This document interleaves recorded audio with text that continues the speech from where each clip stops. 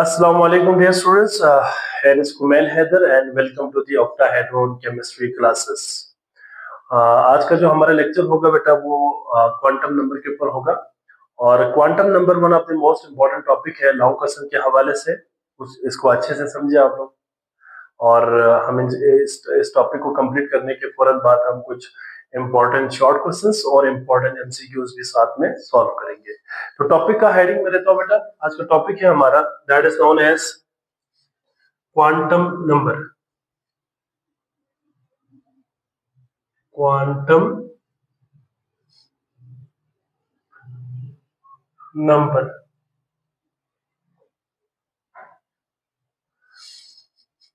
Quantum number क्या है, थोड़ा सा हम इसको अभी पहले इंट्रोड्यूस करते हैं कि इसकी कुछ बैकग्राउंड चीजें हैं, इसके बाद फिर हम डिटेल में इसको पढ़ेंगे। अच्छा जी, क्वांटम नंबर क्या है बेटा? इसको पहली दफा अरविंद श्रोडिंगर ने बेसिकली ये वेव इक्वेशन की मदद से हमें कुछ क्वांटम नंबर दिया था, कुछ हमें सेट ऑफ न्यूमेरिकल वैल्यूज दिया था। इसके बारे में थोड़ा सा मैं पहले लिख देता हूँ, इंट्रोडक्शन इसको मैं करता हूँ, इसके बाद फिर हम डिटेल में इसको पढ़ेंगे। In 1926, Erwin Schrödinger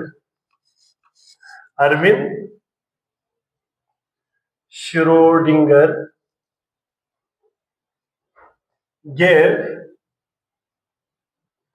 an equation to indicate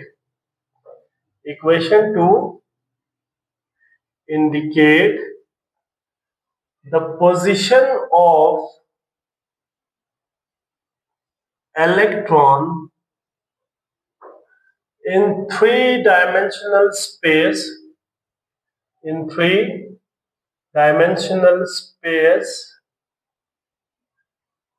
of an atom in which the electron is treated with a motion like waves। ठीक है, 1926 में एक ऑस्ट्रियन फिजिसिस्ट था जिसका नाम अरविंद श्रोडिंगर था। इसने एक इक्वेशन दिया बेटा और इस इक्वेशन की मदद से इलेक्ट्रॉन की पोजीशन जो है थ्री डायमेंशनल स्पेस के अंदर while considering the electron move in the form of waves, ठीक है, एक इक्वेशन पे दिया और इस इक्वेशन को बेसिकली क्या कहा जाता है? श्रोडिंगर वेव इक्वेशन कहा जाता है। Schrodinger wave equation, Schrodinger wave equation. अच्छा, इस श्रोडिंगर वेव इक्वेशन की मदद से हमें कुछ न्यूमेरिकल वैल्यूज मिलती है। इन न्यूमेरिकल वैल्यूज को क्या कहा जाता है? क्वांटम नंबर कहा जाता है। This equation give a certain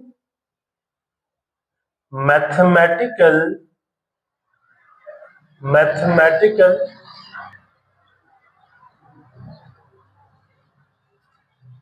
integers or numerical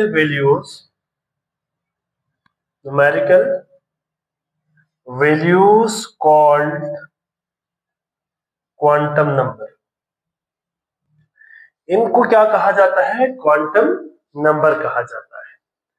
अब बेसिकली हम इस क्वांटम नंबर की मदद से करने क्या जा रहे हैं, इसको जरा आपने याद रखिए कि हम इलेक्ट्रॉन की पोजीशन को बताने जा रहे हैं या इलेक्ट्रॉन की पोजीशन, इलेक्ट्रॉन को ढूंढने जा रहा है किसी भी एटम के अंदर। देखिए, अगर हम इसको मैं अगर सिंपल कर दूं तो मिसाल के तौर पर अगर आपने किसी बंदे को कोई पार्सल भेजनी है तो आपको सबसे पहले उस बंदे का एड्रेस चाहिए। विदाउट एड्रेस आप उस बंदे को पार्सल नहीं भेज सकते।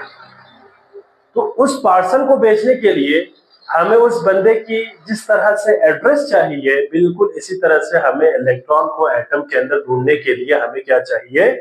हमें क्वांटम नंबर चाहिए। तो क्वांटम नंबर की मदद से हम इलेक्ट्रॉन को किसी भी एटम के अंदर से क्या कर सकते हैं? निकाल सकते हैं। सो अब इसको जरा हम मजीद सिंप्लीफाई करके इसकी अगर मैं एक प्रॉपर इसकी डेफिनेशन अगर मैं लिखूं तो कैसे लिखेंगे, बट इसकी स्टेटमेंट क्या बनेगा, क्वांटम नंबर की स्टेटमेंट अगर मैं लिखूं, ये भी तो स्टेटमेंट ही है लेकिन आसान स्टेटमेंट में लिखता हूं इसके लिए, आप इसको याद रखिएगा। स्टेटमेंट क्या होगा क्वांटम नंबर की, the set of numerical values, the set of numerical values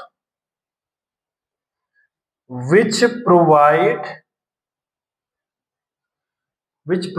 the acceptable solutions for the Schrödinger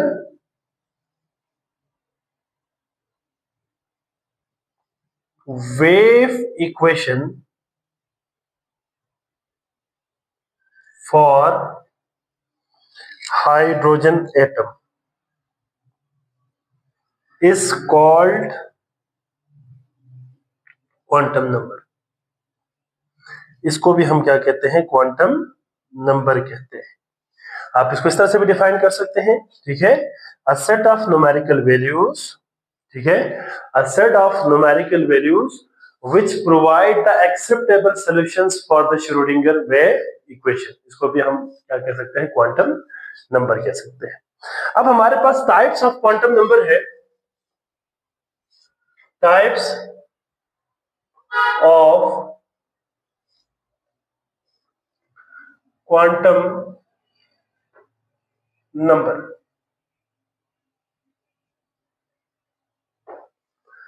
देखिए क्वांटम नंबर हमारे पास 4 टाइप्स के हैं जिनकी मदद से हम इलेक्ट्रॉन की पोजीशन को हम एग्जैक्ट फाइंड कर लेंगे, ठीक है। There are 4 types of quantum number, there are 4 types of quantum number. Quantum number के कितने टाइप्स हैं, 4।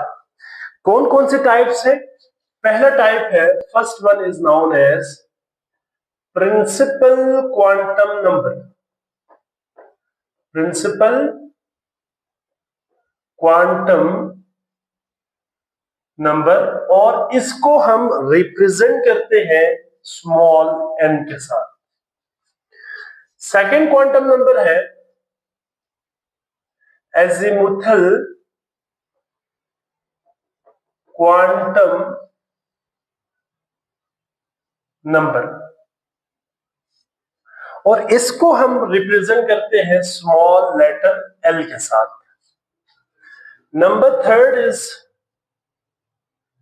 मैग्नेटिक क्वांटम नंबर, और इसको हम रिप्रेजेंट करते हैं स्मॉल m के साथ, ठीक हो गया, स्मॉल m के साथ। और आखिरी जो हमें डिटेल में पढ़ना है वो है spin quantum number, spin quantum number. तो ये 4 क्वांटम नंबर्स हैं जिनको हमने पढ़ना है यहां पे। तो मैं कोशिश करूंगा कि आज के लेक्चर में प्रिंसिपल क्वांटम नंबर को कंप्लीट करूं, इसके बाद अगले 2 लेक्चर में मैं ये कंप्लीट कर दूंगा। और प्रिंसिपल क्वांटम नंबर क्या है, सबसे पहले हम इसी को शुरू करते हैं। First one is principal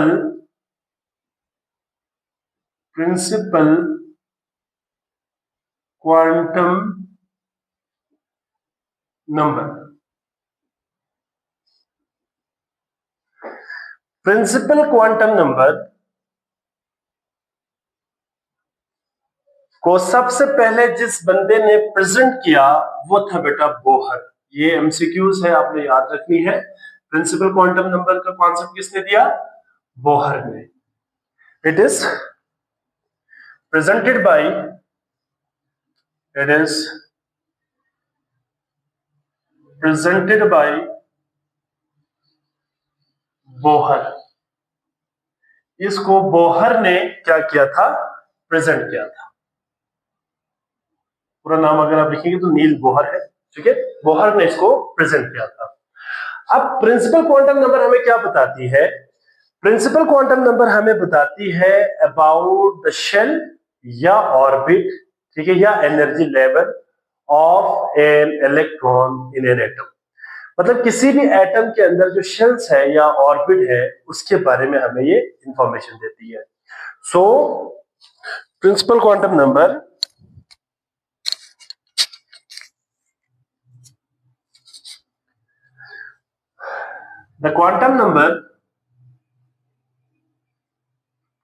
the quantum number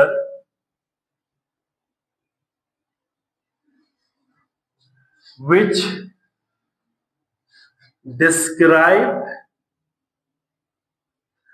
the shell, या इसी को हम ऑर्बिट भी कहते हैं, और energy level of an electron in an atom is called principal quantum number. इसको हम क्या कहेंगे? प्रिंसिपल क्वांटम नंबर कहेंगे। याद रखिएगा, प्रिंसिपल क्वांटम नंबर हमें किसी भी एटम के शेल या ऑर्बिट या सिंपल एनर्जी लेवल्स के बारे में इंफॉर्मेशन देती है। इसके अलावा कुछ चीजें और भी आपने याद रखनी है कि इट आल्सो डिस्क्राइब, ये हमें डिस्क्राइब और क्या क्या करती है बेटा? Also describe the size of N orbit या शेल, ठीक है। दूसरा पॉइंट, हमें एनर्जी भी बताती है बेटा, energy of N orbit and the distance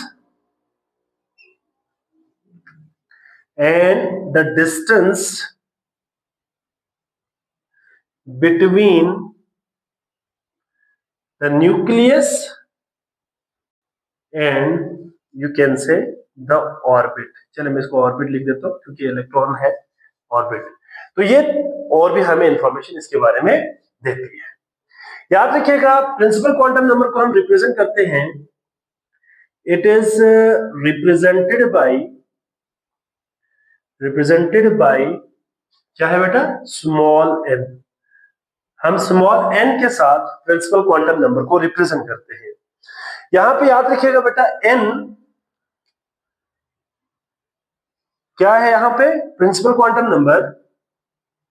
और याद रखिएगा n की जो वैल्यू है ना, वो non zero, non negative and positive integer है। मतलब ये सिर्फ पॉजिटिव इंटीजर होती है। तो यहां पे हम कह सकते हैं कि value of n is non zero, ठीक है, non zero, non negative and positive integer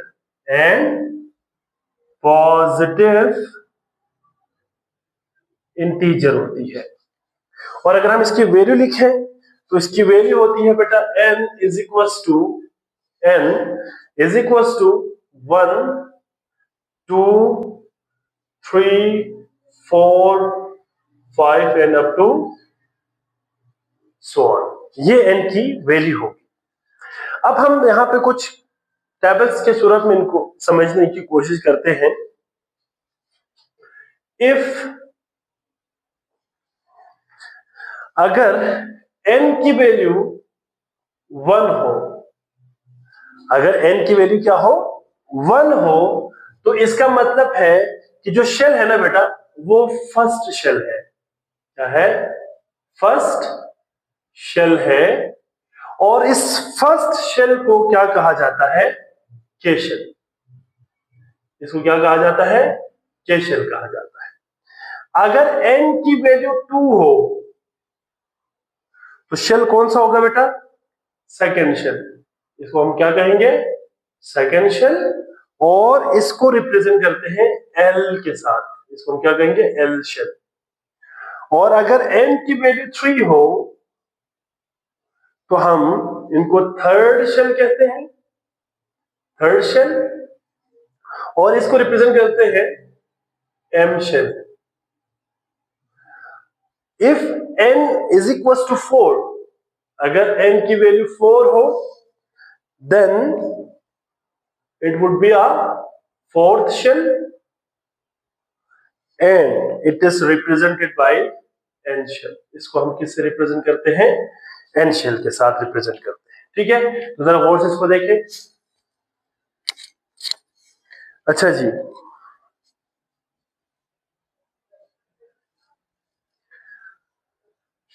तो ये हमने इसका एक रिलेशन बता दिया कि भाई n अगर 1 हो तो फिर कौन सा शेल होता है, 2 हो तो कौन सा है, 3 हो तो कौन सा है, और 4 है तो कौन सा शेल है।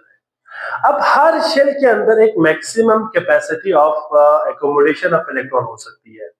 अब उसको कैलकुलेट करने के लिए एक फार्मूला दिया हुआ है, दैट इज 2n²। उसके मुताबिक हम हर शेल के अंदर कितने कितने इलेक्ट्रॉन आ सकते हैं उनको कैलकुलेट करेंगे। So the maximum electron, the maximum electron that can accommodate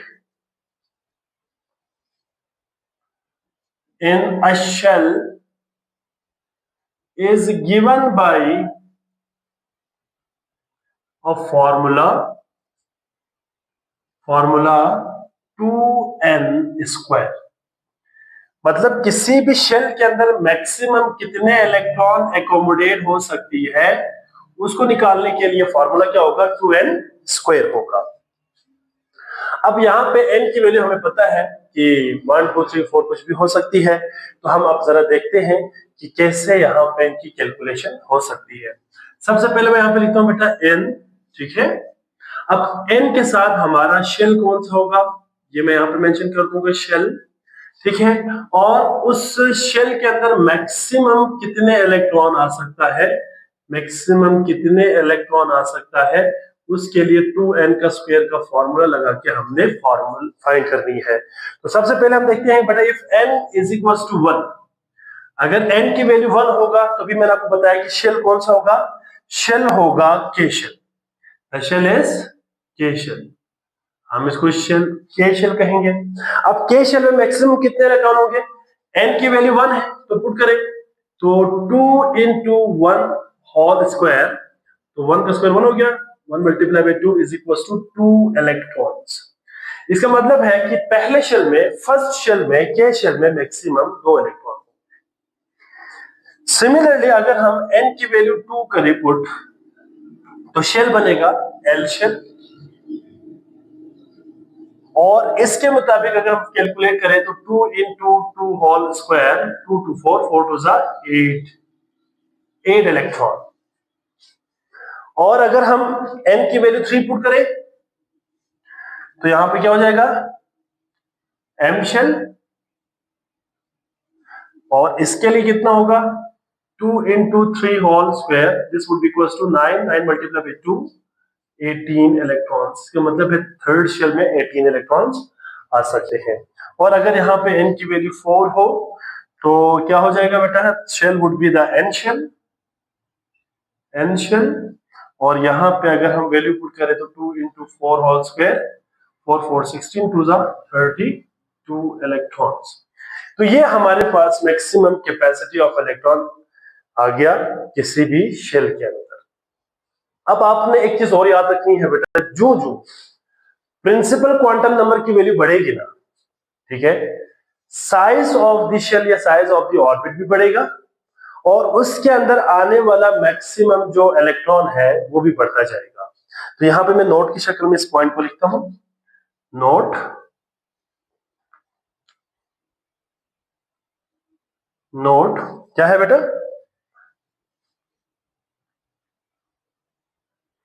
the size,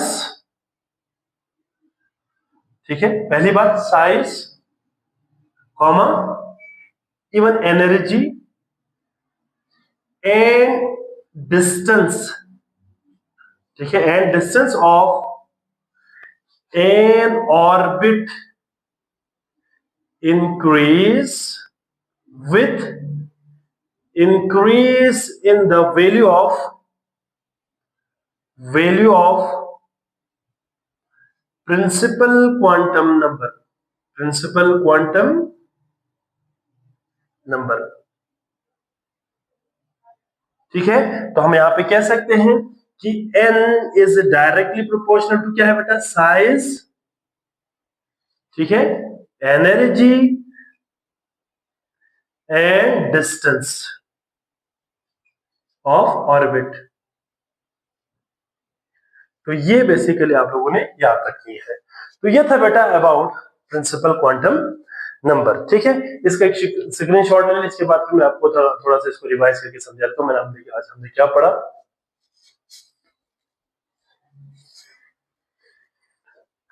जी, आज हमने स्टार्ट किया बेटा क्वांटम नंबर। ठीक है, और क्वांटम नंबर क्या होता है पहले मैंने आपको डिफाइन किया। इसके बाद क्वांटम नंबर के 4 टाइप्स है, principal quantum number, azimuthal quantum number, magnetic quantum number and spin quantum number. अब यहाँ पे हमने पहला प्रिंसिपल क्वांटम नंबर पढ़ा, इसको हम एन से रिप्रेजेंट करते हैं और बोहर ने इसको पहली दफा प्रेजेंट किया था। और ये क्वांटम नंबर ऐसा क्वांटम नंबर है जो हमें शेल्स के बारे में इंफॉर्मेशन देती है। किसके बारे में देती है बेटे, शेल्स के बारे में इंफॉर्मेशन देती है, या इसी को हम ऑर्बिट भी कह सकते हैं। ठीक है, या हम इसी को एनर्जी लेवल भी कह सकते हैं। इसके अलावा साइज को बताती है, साइज क्या है, एनर्जी बताती है बेटा उस ऑर्बिट की, और डिस्टेंस बता सकती है ये क्वांटम नंबर। और इसको हम n से रिप्रेजेंट करते हैं, और n की वैल्यू पॉजिटिव इंटीजर होती है, ना तो जीरो होगी ना तो नेगेटिव। अब n की वैल्यू 1 हो तो k शेल होगा, n की वैल्यू 2 हो तो l शेल, ठीक है, 3 हो तो m शेल और 4 हो तो n शेल। और इसके अंदर मैक्सिमम कितने इलेक्ट्रॉन एकोमोडेट हो सकते हैं, उसके लिए हमारे पास एक फॉर्मूला है 2n², और इसमें n वही प्रिंसिपल क्वांटम नंबर है। तो इनकी वैल्यूज पुट करने के बाद पहले शेल में 2 इलेक्ट्रॉन, दूसरे में 8, तीसरे में 18 और चौथे में 32। इसी तरह से आगे तक जाएगा। और लास्ट में मैंने आपको बता दिया जितना क्वांटम नंबर की वैल्यू बढ़ती जाएगी, ठीक है, उस ऑर्बिट का साइज भी बढ़ेगा, उसकी एनर्जी भी बढ़ती जाएगी, और डिस्टेंस भी क्या होता जाएगा, बढ़ता जाएगा। ठीक है, तो ये था बेटा आज का हमारा लेक्चर। आई होप सो आप तमाम बच्चों को समझ आ गए होंगे, और इस लेक्चर को अच्छे से नोट करें, अच्छे से समझे बेटा। कोई सवाल हो, किसी बच्चे का कोई मसला हो, तो आप कमेंट बॉक्स में अपना क्वेश्चन ड्रॉप कर सकते हैं, इंशाल्लाह मैं आपको वहां पे आंसर करूंगा। अपना बहुत सारा ख्याल रखिएगा। अल्लाह हाफिज।